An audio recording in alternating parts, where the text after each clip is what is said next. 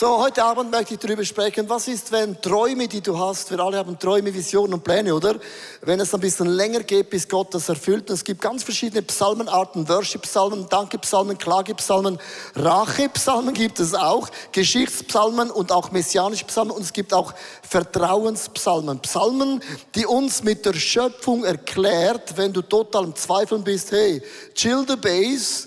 Gott hat noch immer mein Leben unter Kontrolle. Ich werde heute Abend den Vertrauenspsalm 8 nehmen und die Geschichte von Abraham, Sarah und dann den Bildrahmen mitnehmen, um euch erklären, was heißt das, wenn Gott dir eine Verheißung gibt. Ich beginne ganz kurz mit einem Golfball. Ich spiele ja Golf.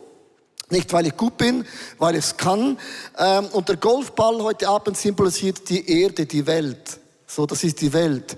Und Gott sagt, Gott hat die ganze Welt in seinen Händen, Gott hat die ganze Welt in seinen Händen, Gott hat die ganze Welt in seinen Händen, Gott hat die ganze Welt in seinen Händen.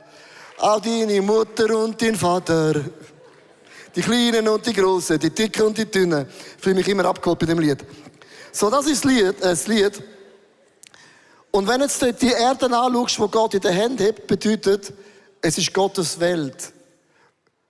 Gott hat dem Teufel nicht Macht gegeben über die Erde, gesagt, du kannst hupen, blöd tun, aber es ist noch immer in meinen Händen.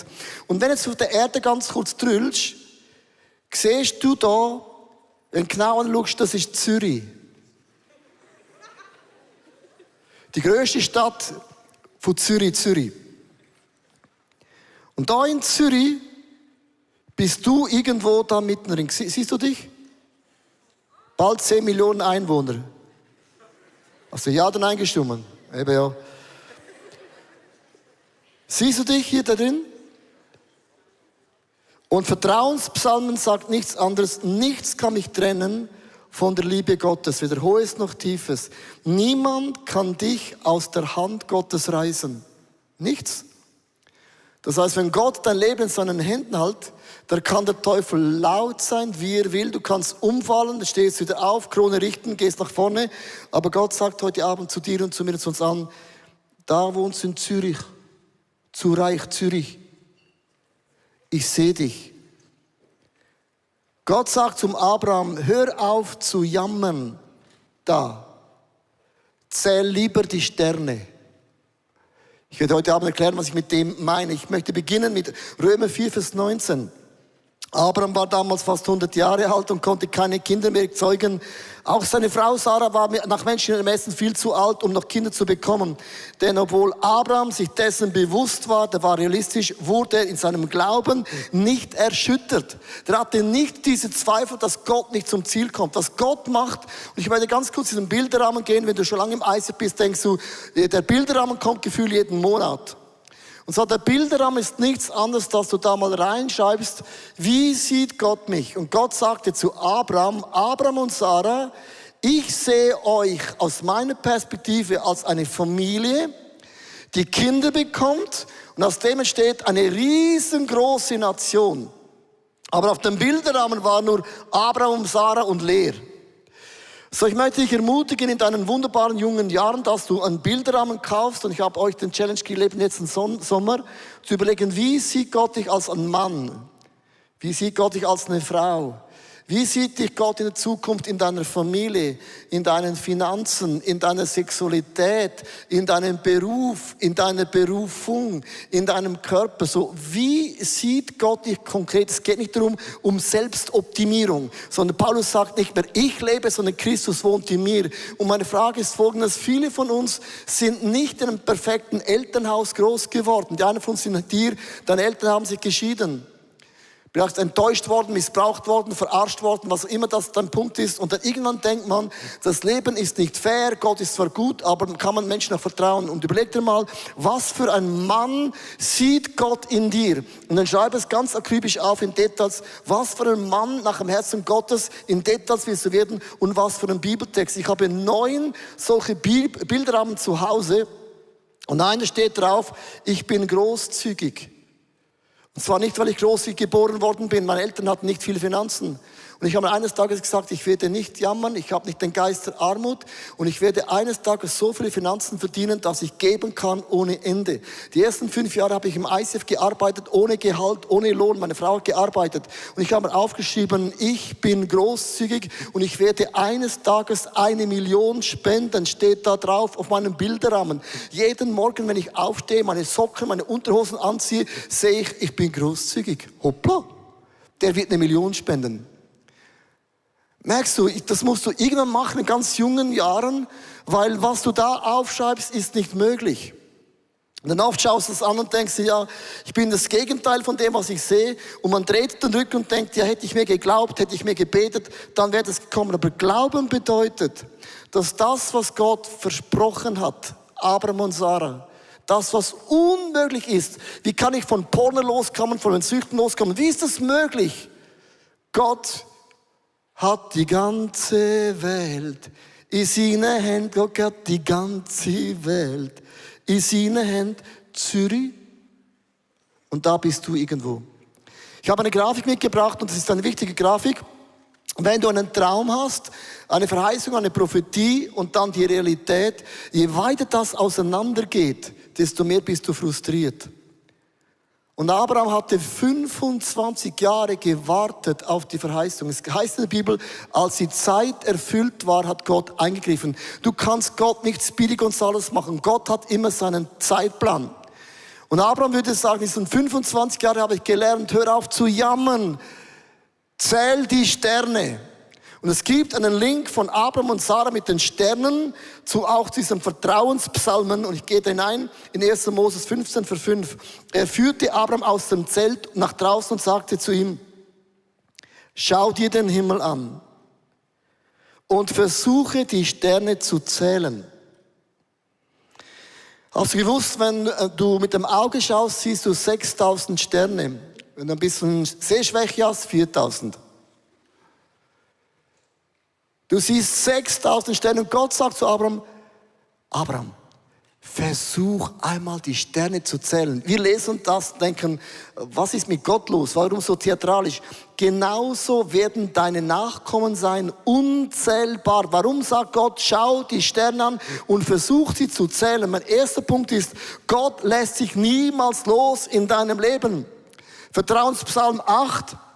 Ich blicke zum Himmel, wieder der Himmel, und sehe, was deine Hände geschaffen haben, den Mond und die Sterne.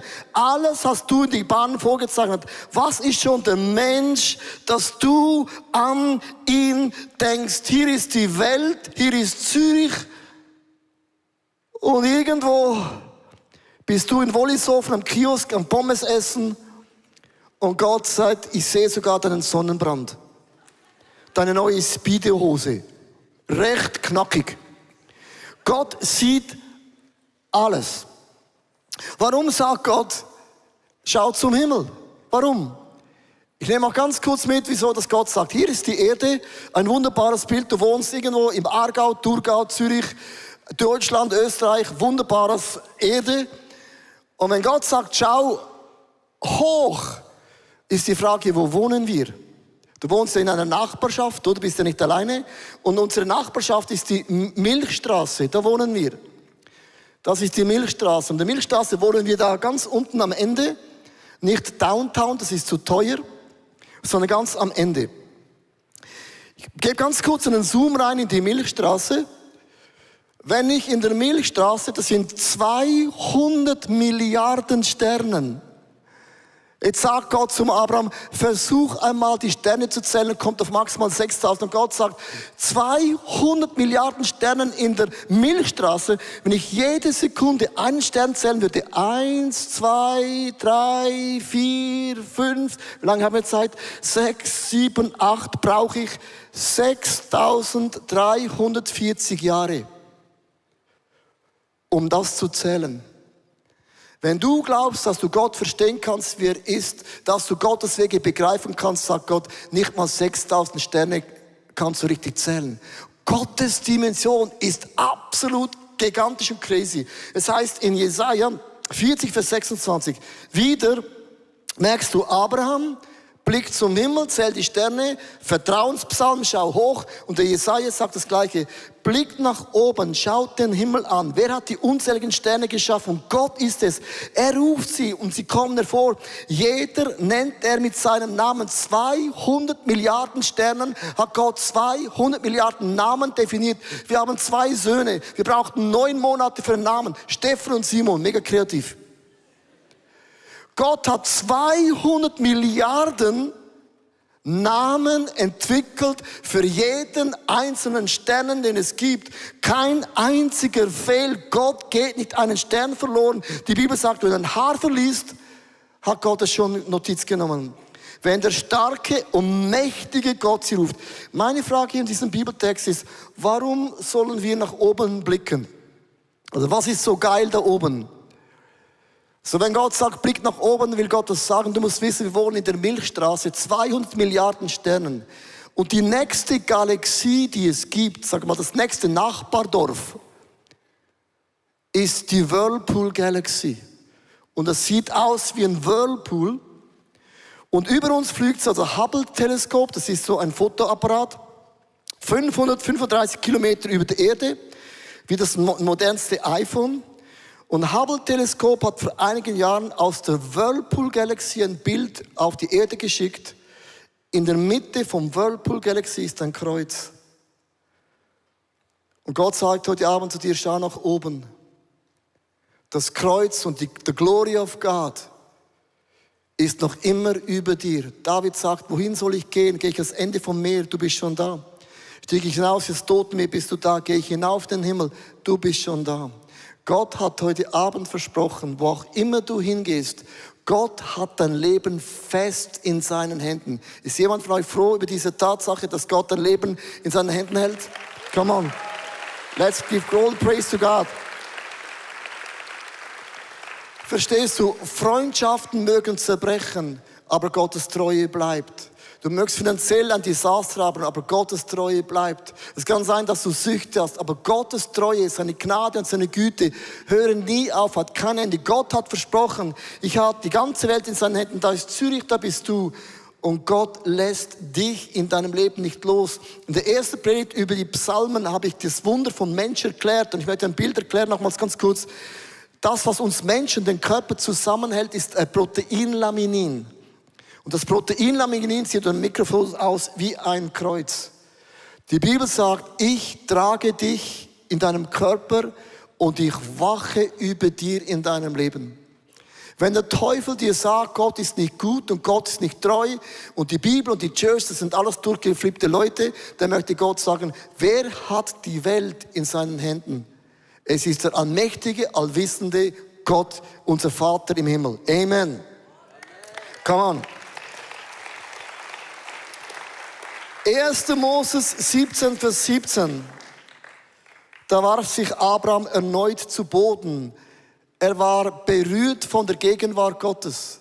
Wenn du bewegt bist von Gott, man wirft sich nieder. Aber achte mal, aber im Stillen lachte er in sich hinein. Er dachte, wie kann ich mit 100 Jahren einen Sohn zeugen und Sarah ist schon 90 Jahre alt, wie kann sie Mutter werden? Hier gibt es einen Punkt. Viele von uns und auch ich, du hast einen Bilderrahmen, du hörst auf Gott, was für ein Mann du werden willst, was eine Frau, eine Familie, eine Firma, eine Church, eine Small Group, you name it, du schreibst es auf. Und irgendwann nach 1, 2 Jahren merkst du, es bewegt sich gar nichts. Und dann beginnt man innerlich sich zu distanzieren, man wird bitter oder man beginnt zu lachen, weil der Schmerz vom Warten mega wehtut. Gott ist nicht in hurry. Gott hat Geduld. Weil bevor Gott etwas durch dich macht, macht er etwas zuerst in uns drin. Und Abraham hat gelacht. Mein erster Punkt heute Abend ist, Gott kümmert sich ganz konkret um jedes Detail, das ist der Punkt Nummer 2. Gott kümmert sich um jedes kleine Detail. Psalm 8, 4, 5. Ich blicke zum Himmel und sehe, was deine Hände geschaffen haben. Der Mond und die Sterne. Den hast du eine Bahn vorgezeigt. Was ist schon der Mensch, dass du an ihn denkst? Jetzt Achtung. Wie klein und unbedeutend ist er und doch kümmerst du dich um ihn. Die Welt sagt heute, wenn du es fühlst und spürst, dann mach es. Es geht alles um me, myself und I. Und Gott sagt, wenn ich ehrlich bin, du bist so klitzeklein, unbedeutend. Mit dem möchte Gott nicht sagen, du bist nicht wertvoll, nicht wichtig. Gott will sagen, die Perspektive ist, du bist klein und ich bin groß. Und achte mal mit dem Link in Jesaja 40, Vers 12. Kann jemand von euch die Wassermassen mit den Meeren mit der hohlen Hand messen? Oder die Weite des Himmels mit der Handspanne bestimmen? Und die Antwort ist, nein. Was ist für eine doofe Frage? Aber Gott möchte sagen, wir sind so klein und unbedeutend und doch kümmert sich Gott um uns. Ich erkläre es nochmal ganz kurz. Das ist die Welt. Hat Gott in den Händen, das Zürich, zu reich. Und da irgendwo bist du eine Person von 10 Millionen. Und Gott sagt, ehrlich gesagt, wie soll ich dich sehen? Ich nehme euch mit ganz kurz in die Größe Gottes. Seid ihr ready? Und du wirst heute Abend sagen, ja, wo bin ich noch? Ich sehe mich nicht mehr.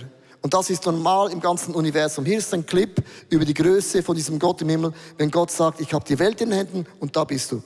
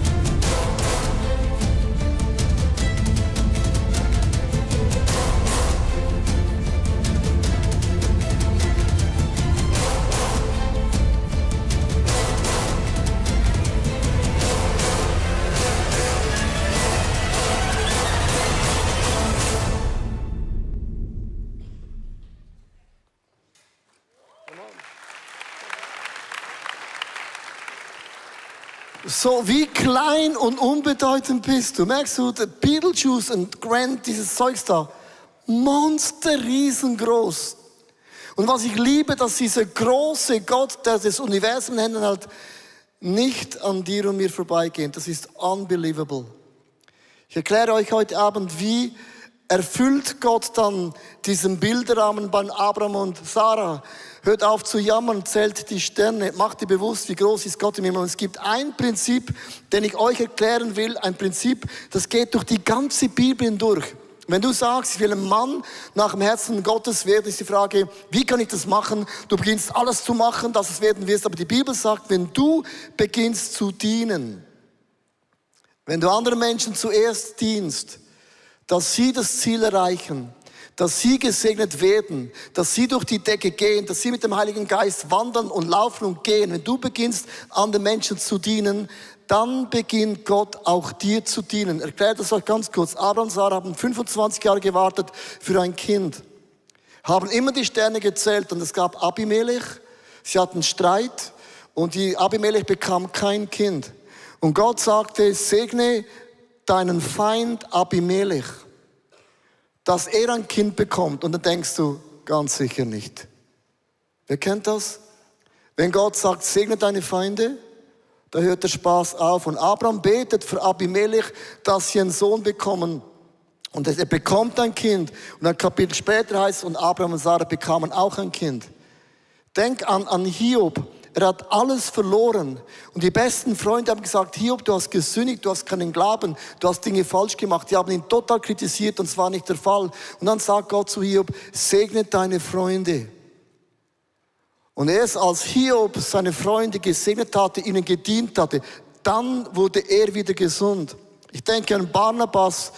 Niemand hat sich um Paulus gekümmert.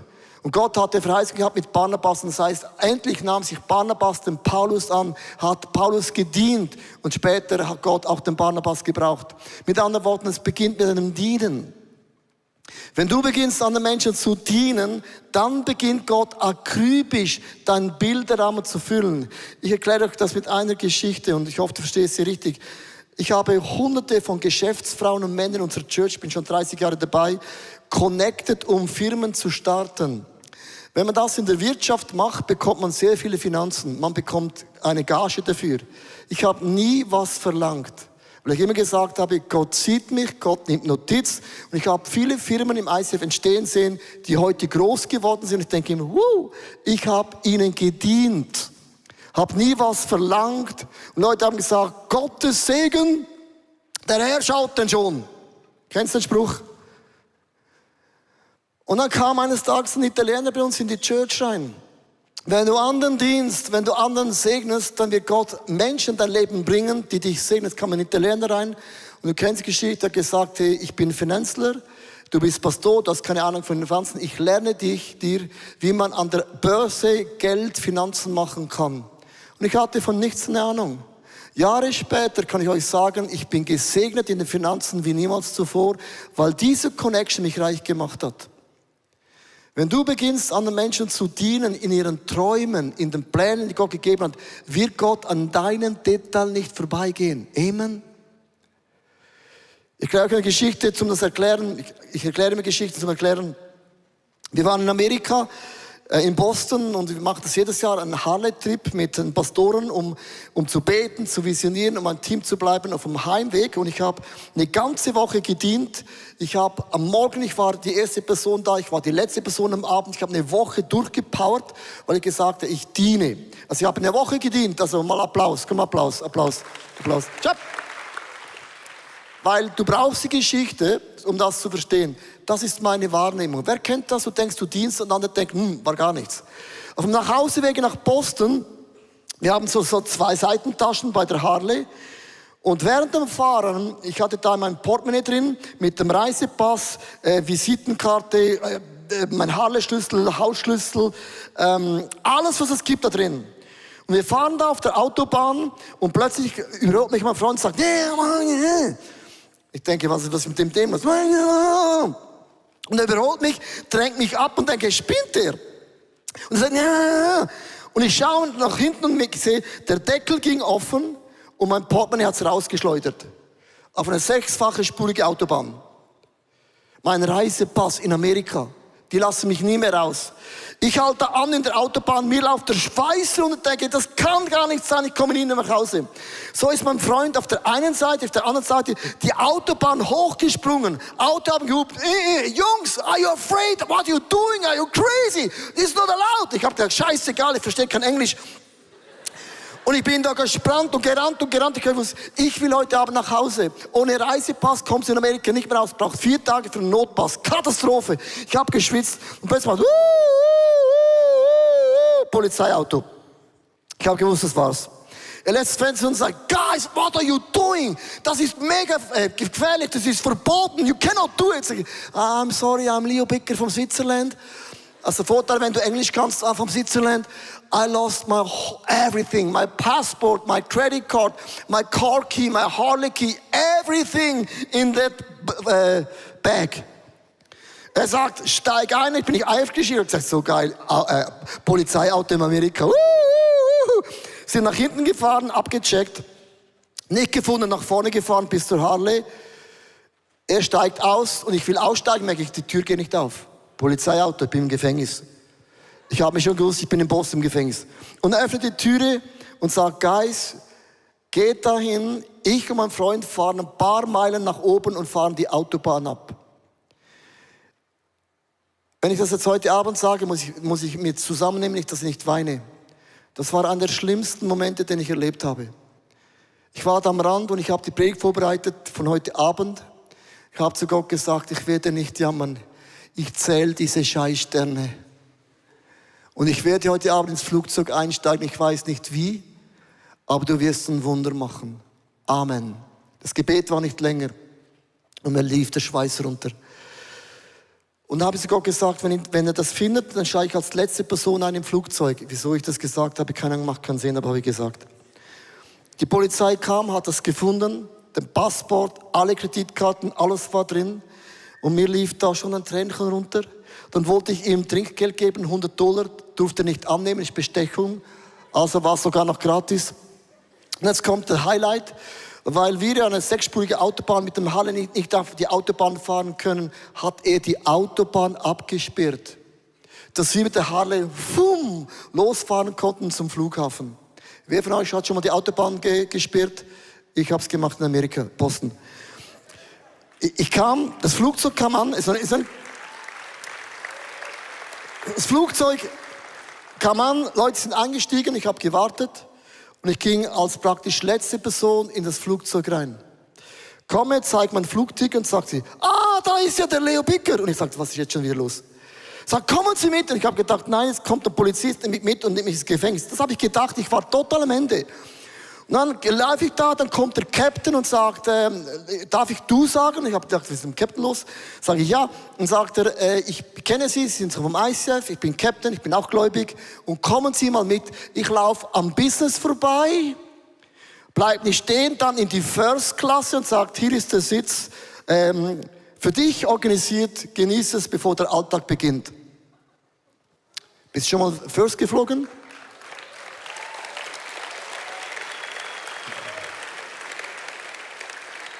Und das war der Moment, wo mir Tränen runterliefen. Weil ich gedacht, zwischen First Class und am Autobahnstraßenrand waren ein paar Stunden dazwischen. Und ich war da und habe zu Gott gesagt, du hast um jedes Detail geschaut.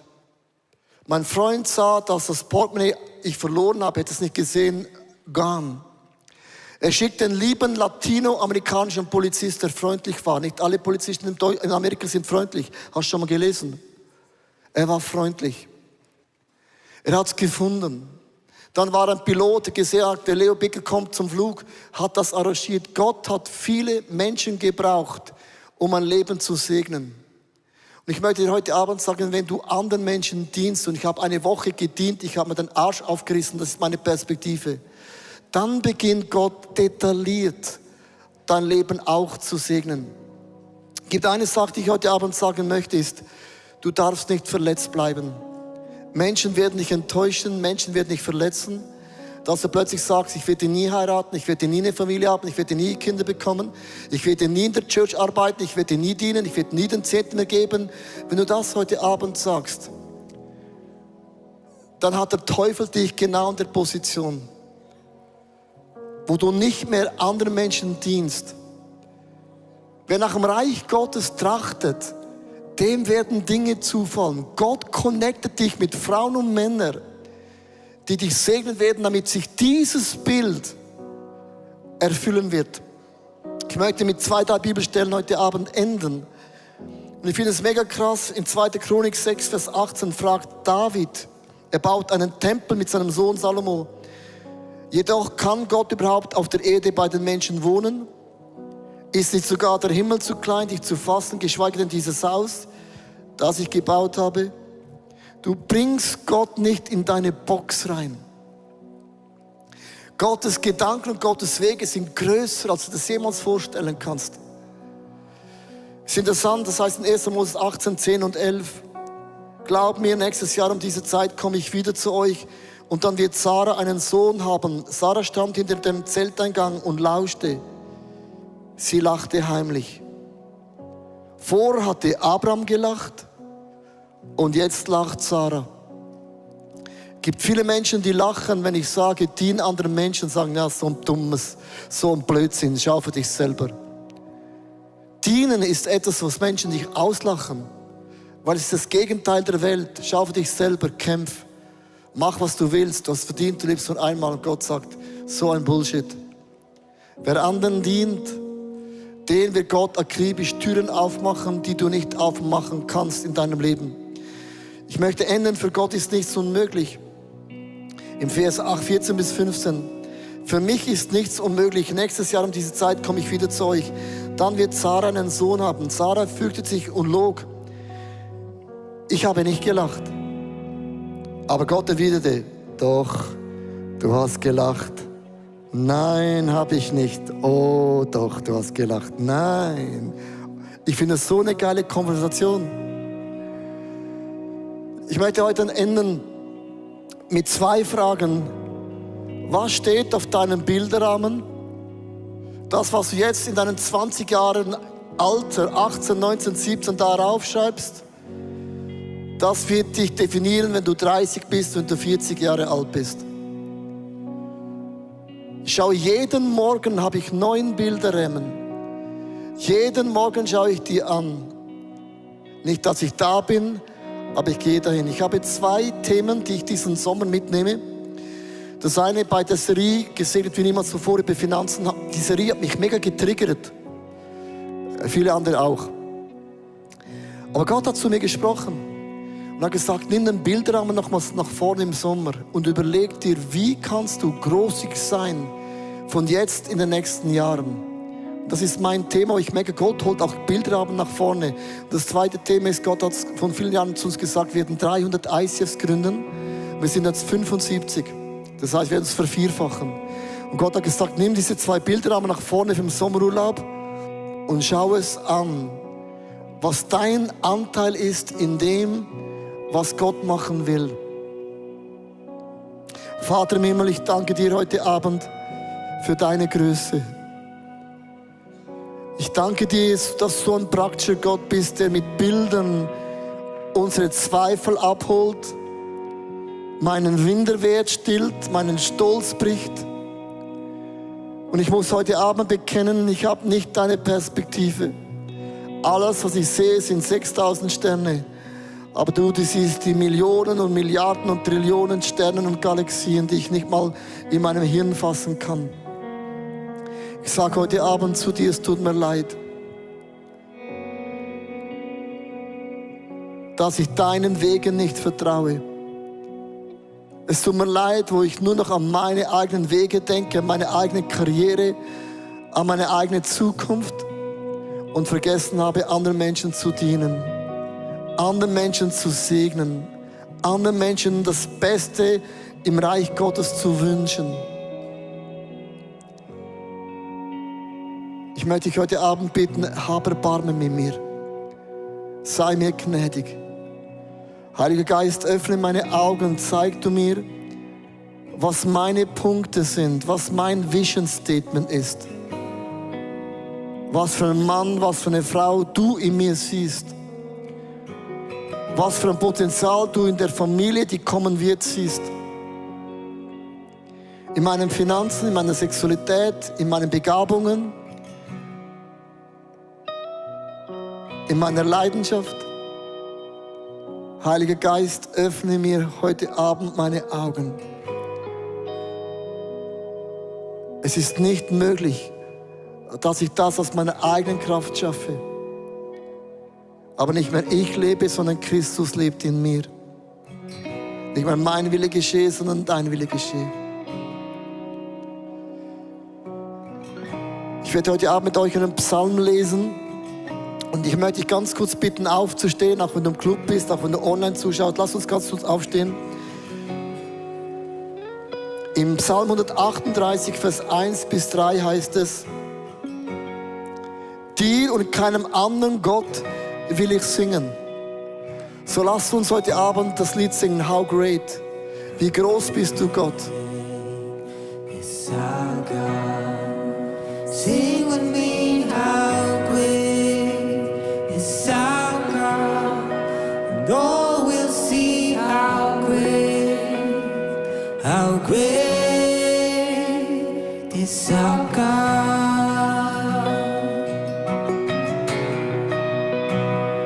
How great is our God. Sing with me, how great is our God. And all will see how great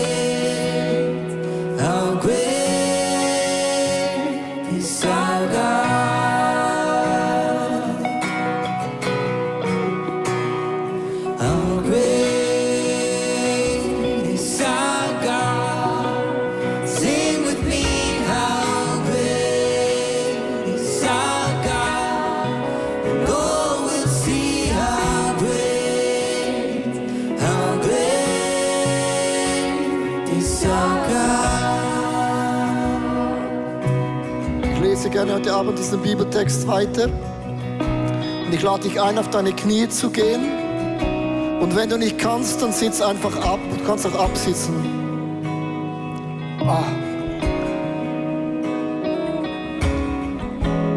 Es heißt hier, vor deinem heiligen Tempel werfe ich mich anbetend nieder. Heute Abend, Jesus, wir werfen uns vor dir nieder. Ja, du hast dein Versprechen eingelöst. Du hast alle meine Erwartungen übertroffen. Als ich dir um Hilfe schrie, hast du mich erhört und mir neue Kraft geschenkt. Lass uns heute Abend Jesus Danke sagen, dass er uns hilft, neue Kraft gibt und meine Gebete erhört hat. How great is our God. Lass uns das singen, proklamieren, schreien, meinen, du bist groß, Gott. Is our God. Sing with me, how great is our God. And all will see how great is our God.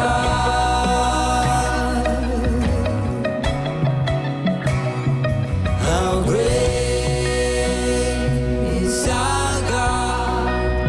Sing with me, how great is our God. And all will see how great is our God.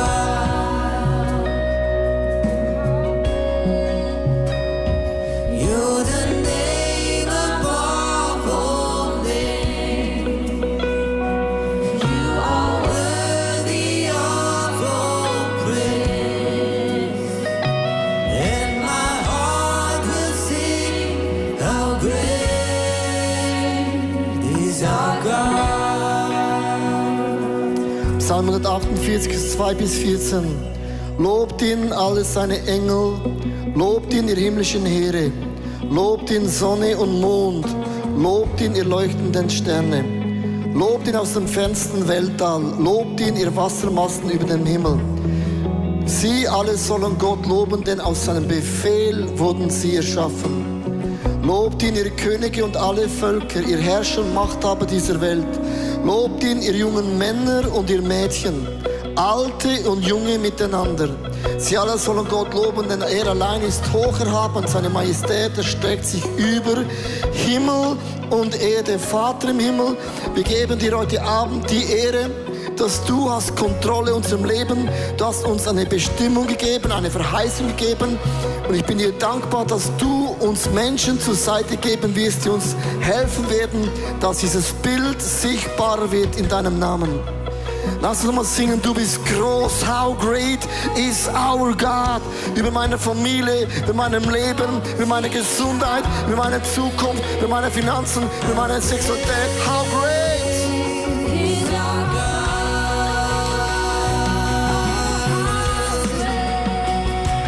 How great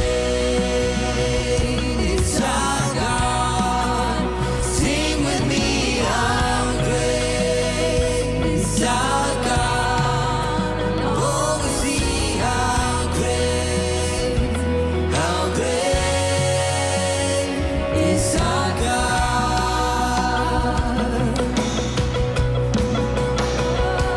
How great is our God. Sing with me, how great is our God. Oh, we see how great is our God.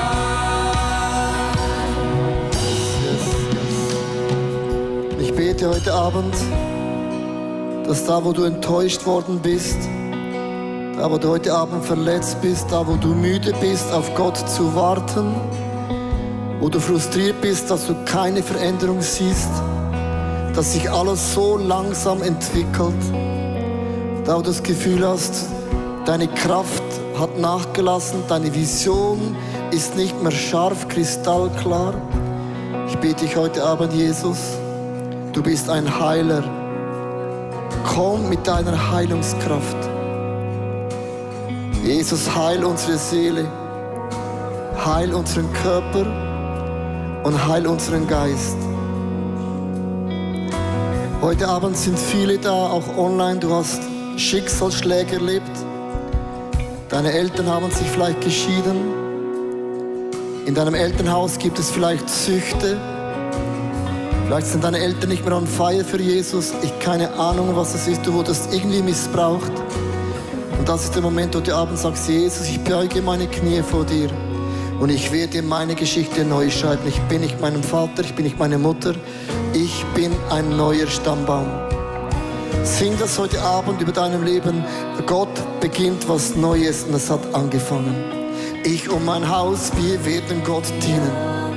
Oh, Shababoro Gomobo Shembele Babaso. Heart will sing, how great is our God. You're the name above all names. You're the name above all names. You are worthy of all praise. And my heart will sing, how great is our God.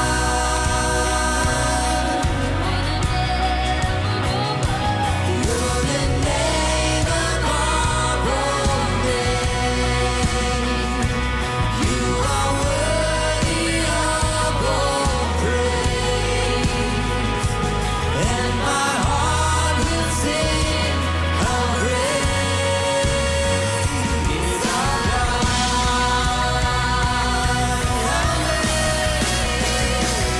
How great is our God. Sing with me, how great is our God. Oh, sing how great is our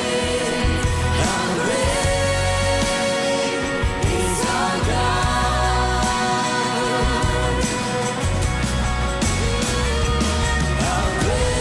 How great is our God. Sing with me, how great is our God. Oh, see how great is our God.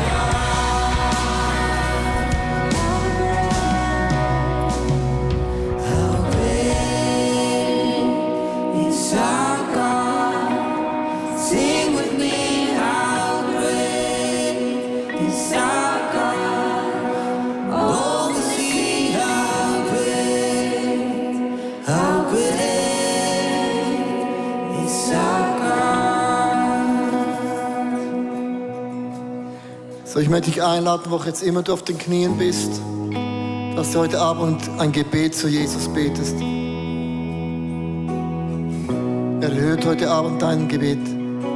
Wie klein und unbedeutend sind wir und doch kümmerst dich um jedes Detail.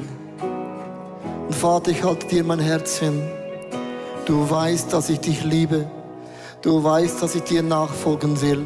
Du kennst aber auch meine Ecken, meine Kanten, meine Schwächen, meine Süchte, meine Gewohnheiten.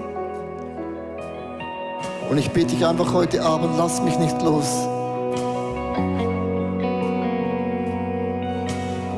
Gieß heute Abend Reinheit aus, den Geist der Reinheit, den Geist der Treue, den Geist der Disziplin, der Geist, die Freude am Herrn ist meine Stärke.